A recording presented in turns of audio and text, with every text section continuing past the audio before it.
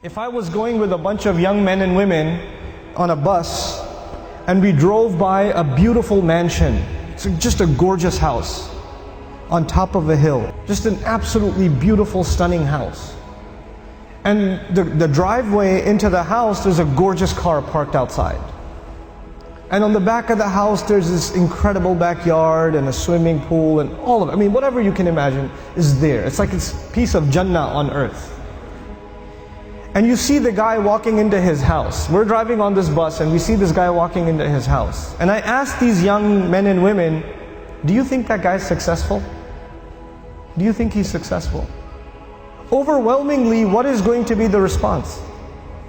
Yeah, that's pretty successful. And the guy, look at him. Look at what he's accomplished in life. That's a pretty successful person. Okay. When you take a picture of someone graduating from college, they're shaking hands with the president of the university, they're being handed their diploma, and somebody asks you, you think that's successful? What are people going to say?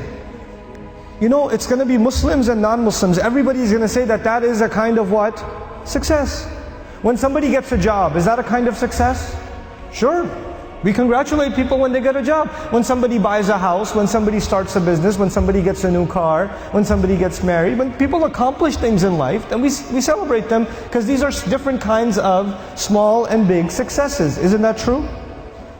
So the bus keeps driving and we see a man, a homeless man, who's living in a cardboard box on the street.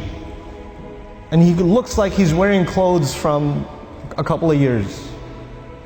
And you don't want to go close to him because of the smell. And I ask my students, do you think that guy's successful? What do they say? They say he's not successful. Now imagine if I was riding in this bus, but in this bus there were not Muslim boys and girls, but they were Christian boys and girls, or Jewish boys and girls, or atheist boys and girls, or agnostic boys and girls, or Buddhist boys and girls. And I asked them the same exact question. Do you think their answers would be the same? Yep, their answers would be the same. That's the problem. The problem is the way we think about success and the way we think about failure. For Muslims, it's supposed to be different. All human beings can see it a certain way, that's fine. They have the apparent view of success and failure. But us, Muslims, Allah has given us clearer glasses. And once you look at reality through these glasses, you see something other people cannot see. You see something other people cannot see. So when you put those glasses on, then you start thinking about the Book of Allah and you realize that one of the most beautiful, captivating, magnificent homes that was ever built was the castle of Fir'aun.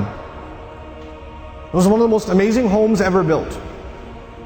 And if our bus was driving by the castle of Fir'aun and he was walking into his house and I asked my Muslim children, is that successful? Is that guy successful? What would their answer be?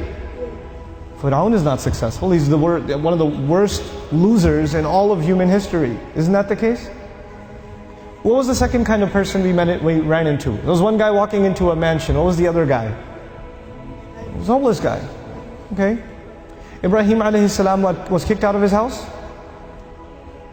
He was told to leave the house. So he's homeless. Well, was he successful?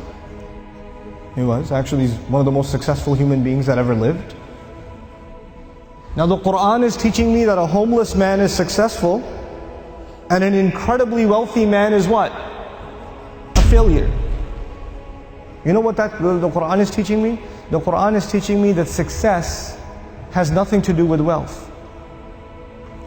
And failure has nothing to do with poverty. Success and failure are different concepts for us than they are for everybody else.